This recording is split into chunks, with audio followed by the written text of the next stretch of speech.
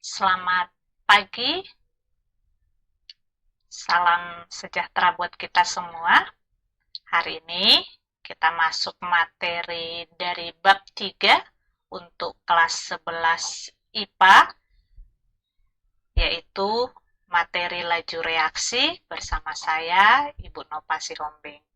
Sebelumnya, silahkan persiapkan dirinya dan juga jaga kesehatan di rumah. Jika ada yang kurang dimengerti, nanti boleh kita komunikasi lewat Google Classroom atau lewat WA Group. Kita lihat materinya. Laju reaksi. Jadi bab 3 ini kita belajar tentang laju reaksi. Apa itu laju reaksi?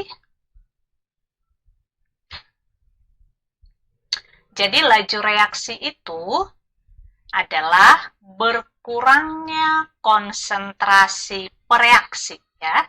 Pereaksi berarti yang di sebelah kiri. Per satuan waktu atau bertambahnya konsentrasi hasil reaksi per satuan waktu. Jadi kalau ada persamaan reaksi yang di kiri persamaan reaksi itu disebut sebagai pereaksi atau reaktan, maka itu konsentrasinya terjadi pengurangan, berkurang konsentrasinya. Terus kalau di kanan itu adalah hasil reaksi atau kita sebut juga dengan produk, itu akan bertambah, ya. Jadi kalau kita buatkan rumus lajunya, laju itu berarti kecepatan dilambangkan dengan V sama dengan selisih delta konsentrasi pereaksi per satuan waktu dan dia negatif. Karena pereaksi itu di sebelah kiri itu berkurang. Atau juga kalau untuk hasil reaksi, selisihnya bagi satuan waktunya itu bertambah, ya. Berarti kalau di kiri dia berkurang, kalau untuk yang di kanan bertambah. Saya ulangi, laju reaksi itu adalah berkurangnya konsentrasi pereaksi, ini dia, per satuan waktu. Kalau di kanan itu bertambahnya konsentrasi hasil reaksi per satuan waktu. Sampai di sini bisa dimengerti ya. Secara umum, untuk reaksi A tambah B menjadi C tambah D, kita buat koefisiennya masing-masing P, Q, R, S. Oke, ini persamaan reaksinya. Jadi, secara umum, kalau untuk persamaan reaksinya, itu V sama dengan K kali konsentrasi A pangkat X kali konsentrasi B pangkat Y. X dan Y itu adalah orde reaksi terhadap A itu dilambangkan dengan X, orde reaksi terhadap B itu dilambangkan dengan Y. Dan ingat ini tidak sama dengan koefisien P dan Q. Ini nanti akan kita pelajari di pertemuan selanjutnya khusus untuk persamaan reaksi dari laju reaksi, ya. Khusus untuk ini, orde reaksi, mencari orde reaksi dan persamaan laju reaksinya, mencari K tetapan laju reaksi, itu nanti kita pelajari di pertemuan selanjutnya.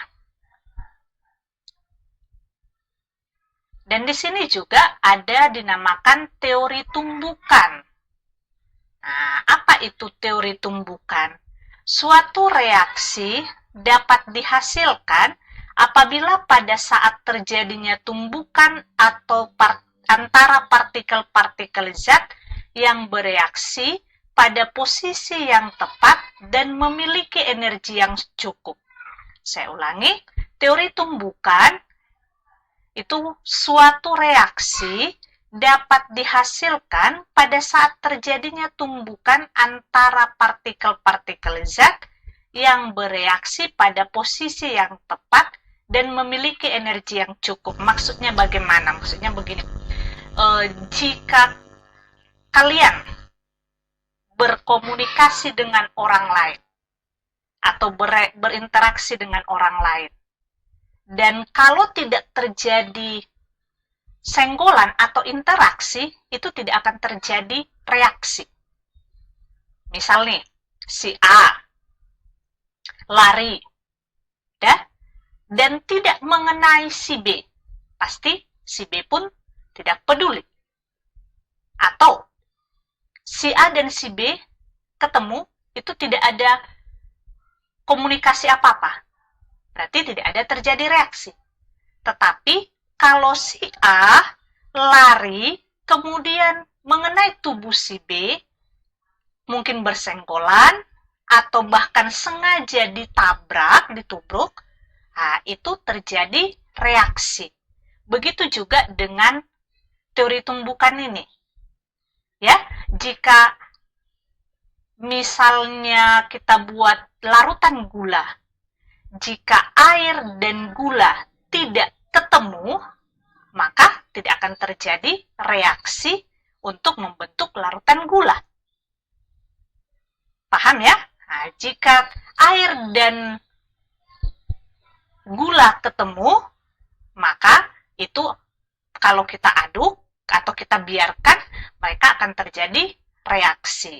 Nah, begitulah maksudnya untuk teori tumbukan.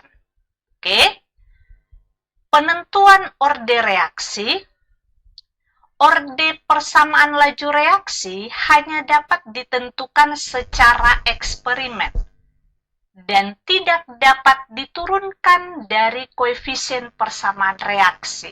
Ingat ya, orde reaksi itu kita bisa cari melalui eksperimen atau percobaan, bukan dari koefisien persamaan reaksi. Makanya tadi di slide sebelumnya saya katakan, mencari orde reaksi X dan Y itu tidak sama dengan koefisien dari persamaan laju reaksinya.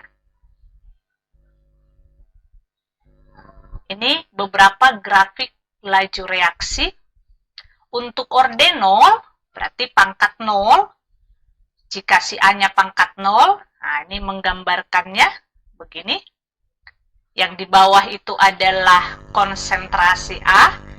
Terus yang vertikal itu adalah laju, dan kalau orde reaksi 0 dia sejajar saja.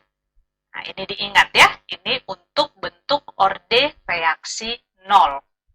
Lanjut kita orde reaksi 1. Berarti si konsentrasi si A itu pangkat 1. Gambarnya bagaimana? Nah, gambarnya seperti ini. Jadi dia diagonal ke atas, ya. Untuk orde reaksi 2, berarti A-nya pangkat 2. Nah, gambarnya seperti ini. Iya, ini dia ya. Untuk reaksi orde 2. Saya ulangi, untuk reaksi orde 1, orde 0, untuk reaksi orde 0, ini dia bentuknya. Terus orde reaksi 1, seperti ini bentuknya. Orde reaksi 2, seperti ini bentuknya. Jadi, secara umum itu orde reaksi ada 0, 1, dan 2. Itu yang harus kalian ingat. Oke? Ya, demikian untuk pertemuan hari ini. Sekilas tentang laju reaksi. Saya mau ingatkan kalian untuk tetap fokus di dalam belajar, dan ingat, tidak ada yang susah jika mau memulainya. ya, dan jangan menunda-nunda pekerjaan. Oke? Dan jika ada yang kurang jelas, ada yang perlu ditanyakan, boleh komunikasi, bisa lewat chat WA, atau juga lewat Google Classroom. Selamat belajar, selamat beraktivitas, Tuhan memberkati.